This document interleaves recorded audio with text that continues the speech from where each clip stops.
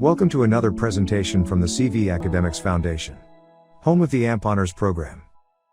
Hello CV Academics Foundation and AMP Honors Program members, and welcome to another edition of What's on Tap. I'm here at Echo Park in Burlington, where our next guest is a part of the fire department. What's different about our next guest is he's a real life hero. What a lot of people in medical school know is that you need your CPR and your basic life support and your AED training, but what most people don't know is that you do have to use it at some point in your life. This gentleman that I'm about to talk to had to use it and saved another individual's life. He's a real life hero, and I really enjoyed our conversation today. I hope you do as well. So here I am with Josh Spencer, who's a part of the Burlington Fire Department, and we're just gonna have a good conversation with Josh about an accolade he received for resuscitating an individual who's alive to tell the tale. So without any further ado, Mr. Joshua Spencer, how are you today, sir? I'm good. Thanks for having me. Good. So something on our platform, our students are ranging from high school to undergrads and college with some professionals, and most people understand from the time you're a babysitter until you're a professional, you have to maintain some sort of CPR, AED, basic life support certification, but you never know you're gonna have to use it. You have it in your back pocket, you never expect to use it. So can you enlighten us on that story of you resuscitating someone, what that felt like and what it means to you now? Ooh, that's a pretty deep question. So kind of backtracking a little bit about, when you're younger and having to get AED and, learning how to use an AED and learning about CPR, you never have the intent that you want to use it, right? I mean, it's always if I need to, I can help out, but in the back of your head, you never want to have to use that, right? My line of work, we know we're going to use it, right? The first time you perform CPR generally the first time you perform CPR is when you're on the job, right? For most professionals. I'm in the point of my career now that when we perform that, it just becomes part of the job, right? So you have to put yourself in that zone per se, right? And we have protocols that we have to follow, and so when we perform CPR now, we have a checklist, right? And we go to that checklist and we just start following it all the way down. And it becomes, you want to maintain empathy for that individual, right? Because a lot of times family's watching, and there's always a crowd. Nowadays everybody's got their cameras and being videoed all the time, so you're trying to be that utmost professional. But yeah, it's in the line of EMS, it does become just one of the tools in our toolbox that we become very good at. I tell our individuals at the department, that's like our bread and butter. I mean, something that we should be good at, that we shouldn't have to talk to each other. Like, what am I gonna do? What are you gonna do? Is CPR using the AED, only because it is very structured from the top of the checklist all the way to the bottom. That you need to be in sync, and it shouldn't matter if it's my everyday partner every shift, every third day, or if it's you and I. We should train on it enough to where it's a checklist, and we make sure that we hit that checklist every single time performing CPR. So being in sports medicine and having practiced CPR in a clinic, and again, practice completely different. How do you personally, when you're practicing with the person you work 3 or 4 times a week with, or person A that just walked in the door, how do you make that feel realistic? As in, like, with different partners, or training versus actually having to do it? Training versus actually having to do it. As far as the training aspect of things go, I mean, you can't use somebody that's alive to perform cardiac arrest and to perform CPR. But what you can do is you can set your trainings up that we go with mechanical CPR, right? We'll do manual CPR, which is we'll have our mannequin that will perform that on until we can get our mechanical device on. And when we put that mechanical device on, we have an actual person laying there, and they're just to lay there, right? Don't assist them, don't nothing. So now you have to work with that with your partner, and then it's get the pads on. So we do try to integrate human real life if you can. Yeah. Right. Because it's like that with anything. When it comes down to training versus doing it in real life, how do you make that as real as possible? In order you substitute where you can. Yeah. Now, again, moving from training to real life, you always have in the back of your head, this could go very, very wrong, and I'm going to have to dig into my toolbox. Yep. And I have one story from grad school where we had a player collapse, and everything rushed into my head. Yep. I was trying to remember what all the bones and the foot were, and where the AED on the field was, and some of it had nothing to do with the situation. Sure. So when you approach that situation where it is emergency medical service, how do you pull the emergency out and maintain calm and keep your head in a space of, this is my checklist, this is 1A, 1B, 1C? That's a really good question. Really good question. And I think some people just are naturally good at being able to take a deep breath, stay within themselves, because at this point we're talking greater than just CPR, right? Yeah. We're talking anything, right? Yep.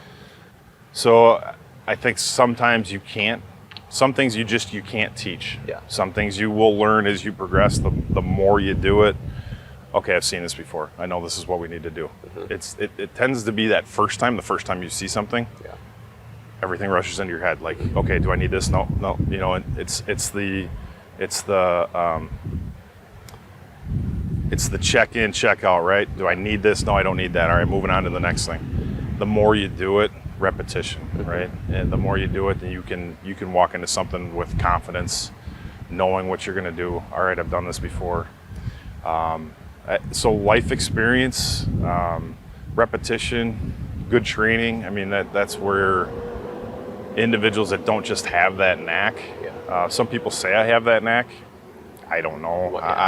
If I do, I do. If I don't, I think that I'm rather calm most of the time. I don't let the scene get too big.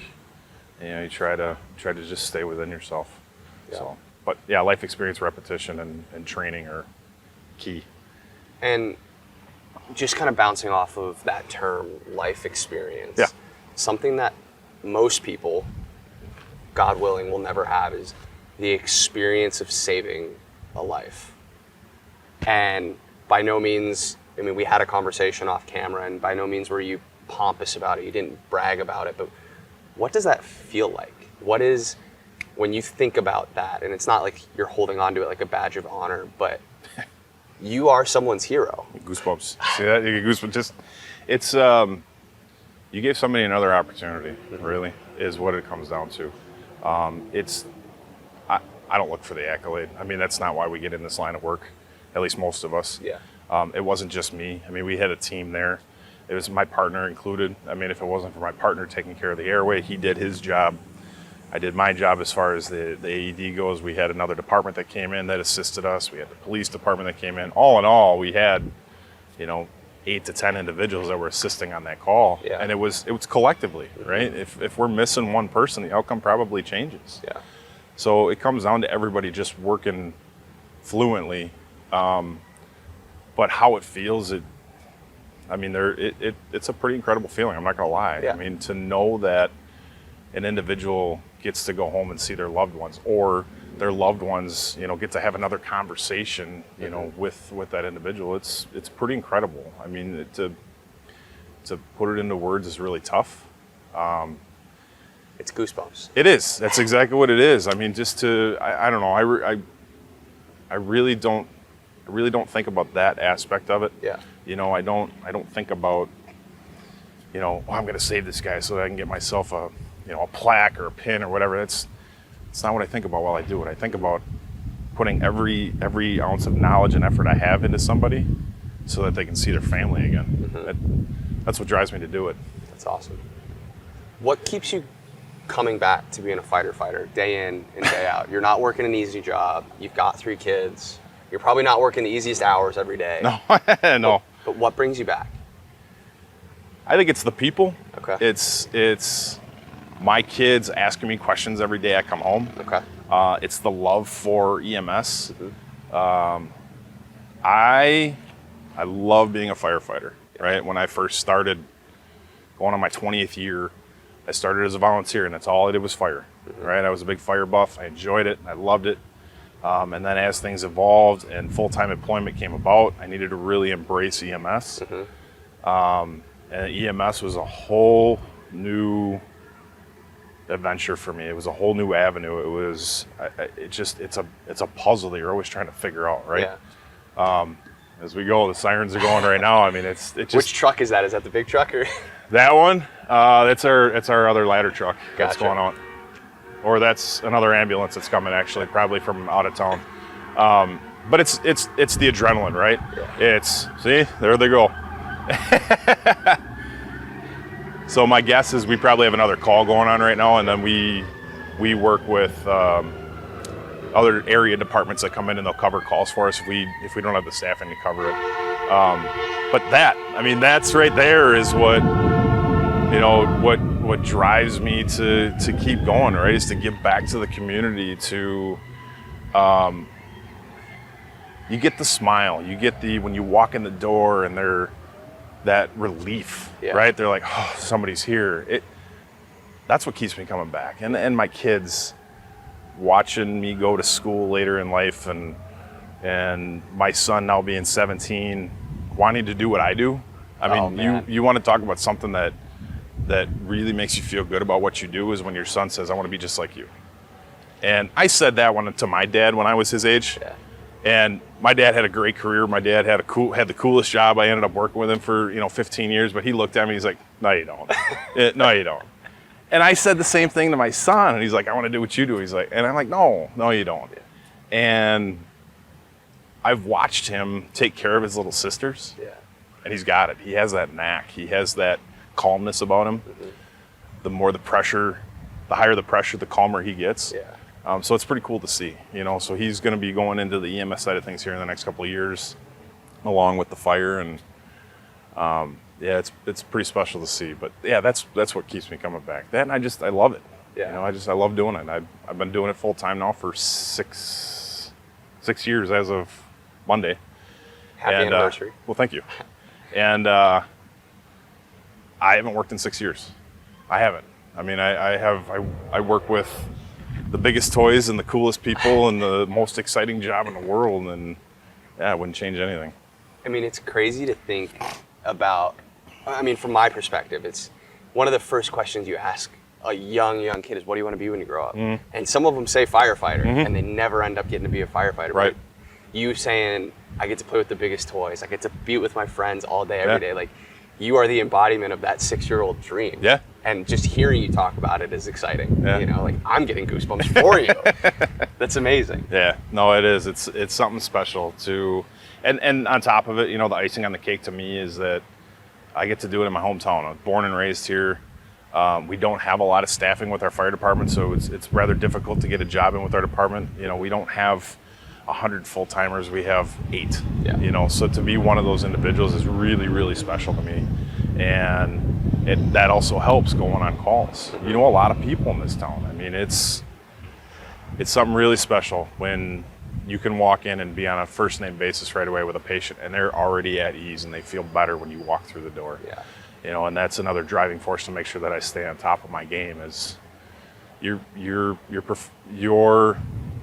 doing my job for friends, for family, and then the individuals I don't know. Yeah. So that also keeps me motivated to be at my best at all times. Awesome. Last question. Like you said, your son's going through it. Your son's going to walk into EMS. He's going to walk into the fire. Yeah. Your guidance to him, what does that look like? What does that feel like? What are you saying to him? What are you telling him to prepare for? How are you helping him get? The conversations are getting deeper. Okay. When he first became interested, they were real. I was very protective of what I told him, right? You don't see any of the bad. Yeah. You see all the good stuff, right? Mm-hmm. Now, as he grows and he's going into his junior year of high school, the conversations are getting deeper, right? This is really what happened. This is what we're looking at. This is why we are safe. This is why we do things the way we do. This is why we have a checklist.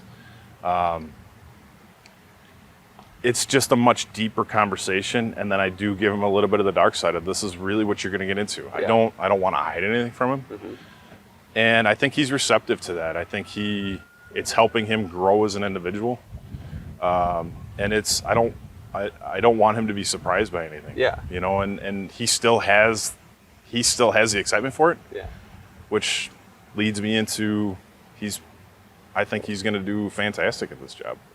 What's your biggest piece of advice to him? Or anybody getting into the fire department, EMS side of things? My biggest advice? Don't lose your passion, right? Yeah. Once you lose the passion, you become calloused. It becomes just another day. You start to treat people differently, right? When we go through this, we're told you treat everybody like they're your family, right? Everybody has their grandmother, their grandfather, mother, father, brother, sister, whatever, you name it. Treat them like family. Once you become callous, you lose that. Yeah. And you treat them just like it's just another part of the job, right? Like they pulled the next number at the deli counter. And then you become irritated and you become angry, and keeping your passion is what sustains a long career. And it keeps the stress level down. It keeps you happy, right? That would be my biggest advice to him. If you lose the passion, go find something else. Yeah. Because it's only going to get worse. So I think it's like that with anything, right? Yeah, I mean, absolutely. If you have a passion, sports medicine, you have a passion, stay with that passion, right? Stay with that. Yeah, exactly. If it becomes, I got to go make the donuts, and it becomes just every day, go find something else. Yeah. Awesome. Well, thank you for your time. Thanks for meeting us outside on this gorgeous day. Yeah, thanks for having me. I'm helping glad. us out with our platform. Oh yeah, I'm really excited. Really excited to see where this goes. Awesome. Well, thank you again, sir. Absolutely. Have Thank a great you. day.